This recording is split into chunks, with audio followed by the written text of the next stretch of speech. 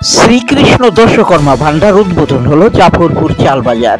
বিস্তারিত চ্যানেল আনন্দের প্রতিবেদনে।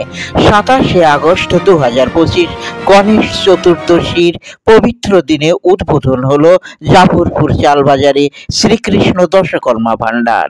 শ্রীকৃষ্ণ দর্শকর্মা ভান্ডারে খোলা হলো জ্যোতিষী চেম্বার।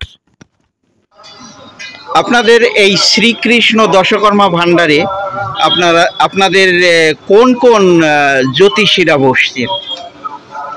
এই প্রথম এই এলাকার জাফরপুর চালবাজার অঞ্চলের সাধারণ মানুষের একটা দাবি ছিল ভালো একজন জ্যোতিষী তারা হাতের কাছে পায়। তো হঠাৎ করে সেই সৌভাগ্য আমার হলো। আমি এমন একজন স্বনামধন্য জ্যোতিষী পেলাম যাতে এলাকার সমস্ত মানুষের উপকৃত হয়, উপকার পায়।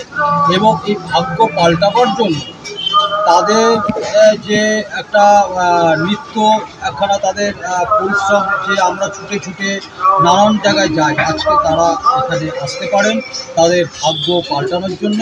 এ সময়ের সর্বাধিক জনপ্রিয় আচার্য শ্রী হৃদয়ানন্দ বসবেন এই চেম্বারে।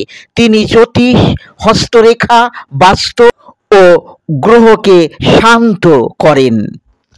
তিনি চ্যানেল আনন্দকে জানান, একটা হচ্ছে এখন যেটা ঘরে ঘরে খুব মানে কষ্টকর হয়ে দাঁড়িয়েছে, মাঙ্গলিক বাচ্চাদের পড়াশুনোর একটা ব্যাপার আছে, ছেলে মেয়েদের ক্যারিয়ার একটা ব্যাপার আছে, এরকম 4-5টা ব্যাপার খুব বড্ড বেশি জটিল। তারপরে কর্মক্ষেত্রে সমস্যা আছে, তারপরে পারিবারিক অশান্তি প্রচণ্ড পরিমাণে বেড়ে গেছে, ডিভোর্সের সংখ্যা খুব বেড়ে গেছে। এরকম নানান বিষয়ে কাজ যেটা অ্যাস্ট্রোলজিক্যাল মতে হয় সেটা সেই মতে হবে, যেটা তন্ত্র মতে হয় সেটা তন্ত্র মতে হবে। আরও আরেকটা মত আছে, আরও অনেক রকম মত আছে, সেই মত মতে সেটা হয়। যে কোনো কাজই করা হয়, যেটা হয় না সেটা শুরুতেই বলে দেওয়া হয় যেটা হবে না, আমি পারবো, এই আর কি। আপনি এই শ্রীকৃষ্ণ দর্শকর্মা ভান্ডারে কবে কবে বসছেন? আমি রবিবার বসবো, প্রতি রবিবার সপ্তাহে